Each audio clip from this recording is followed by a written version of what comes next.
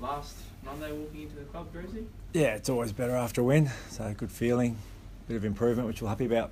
You had a chance to look through in the game yet? What did you take out of it? Yeah, we just had our review then, so a couple of important things going into the game were to get our contested footy right and to get some real pressure on the opposition, and we thought we made some real growth in those areas. Would you say still a work in progress to get back to your best though? Yeah, definitely. Like there's some improvement there, but we've still got a lot more room to keep growing over the next few weeks, and a few areas in our game that we think we can still get much better. What about Matty Broadbent? I think missed again on the weekend. How close do you think he'll be this week? Is he a test or? Yeah, he'll be a test again, and it will be how much consistency he can get with his training and what speeds he can move at. He's probably at a position now too whether he needs to play with the Magpies and get that in first. So we'll assess that and see how it goes during the week. Greasy, have you locked in a final spot? Are you comfortable? I haven't really looked that far ahead at the moment. Probably from a wins point of view, you'd say we'd be pretty close. But our sole focus is going to be on the Bulldogs this week, and we'll worry about those things over time. How do you assess yesterday's game? Because it seemed like you controlled for most, but then Collingwood kicked 4 in a row in that third quarter, really put you under the pump before, Dixon and Robbie Gray really stepped up in that last quarter. Were you happy with overall how it went? Or? Well, happy overall. Like, always happy to take the 4 points. Yeah. Collingwood breaking the game down though. Like, what yeah, and Collingwood were coming into that game. I don't think they'd lost in a month. They'd played some really good footy. It was probably their best patch for the year. And I think we've got to give them some real credit with how they've, changed and the way that they moved the ball. They made it quite difficult for us in that first quarter to get it back. So we had to change some things defensively, and we were challenged at certain parts there in the third quarter and a little bit in the last there as well. And I think it was a good sign of maturity that we're able to then respond and come back from that and finish strongly. Boakey had some big moments in there, and our leaders again, stood tall. So it's a pleasing performance, but there's always still some room to keep improving. How do you now make sure the group is still up? Because I don't think you'd be able to string 3 wins together. I know this would obviously be 2 if you win on Sunday against the Dogs, but how do you make sure they're mentally right, knowing so much is on the line against another team competing for a finals place? Well, it's that time of year where there's no sort of margin for error. We know how tight the ladder positions are. We know what every team's playing for. So, for us, it really comes down to our preparation. We've got to prepare well, recover well early in the week, prepare well during the week, train well, make sure we pick the best side available to go in and perform well on the weekend.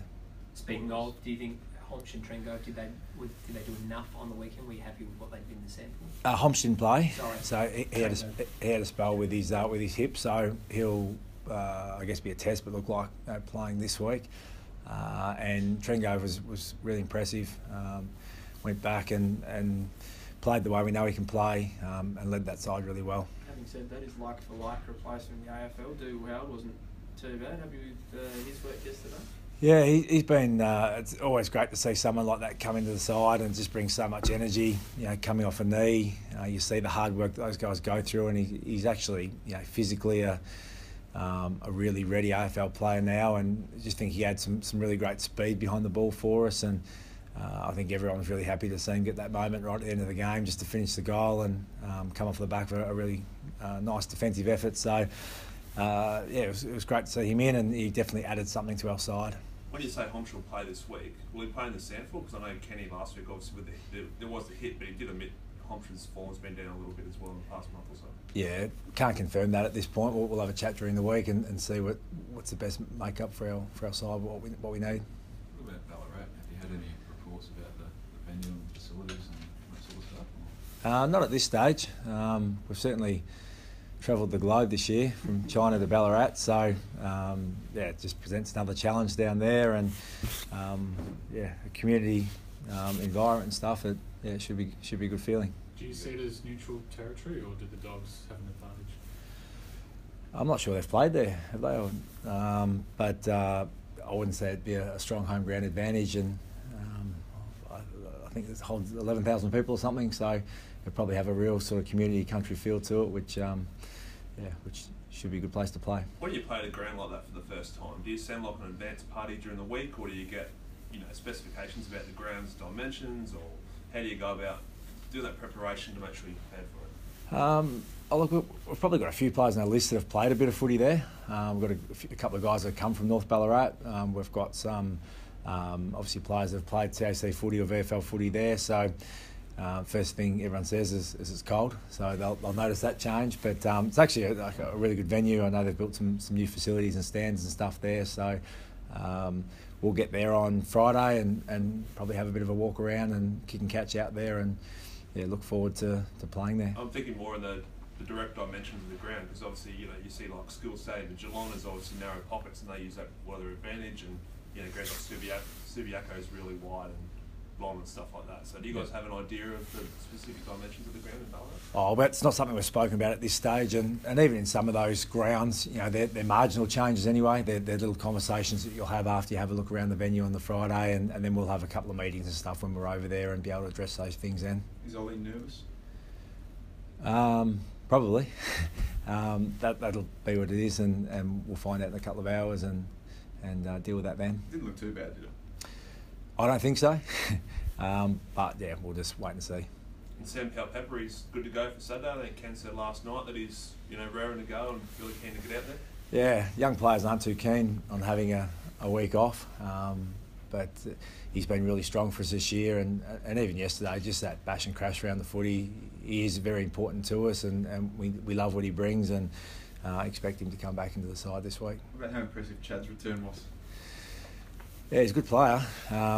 Certainly missed that when it goes out of the side, and it's probably another thing too when he went out from Melbourne, that just the ability to have him or Robbie around the footy all the time when they're both in the side and the other one forward, and we definitely did miss that the last few weeks, and just his composure and ball use through there is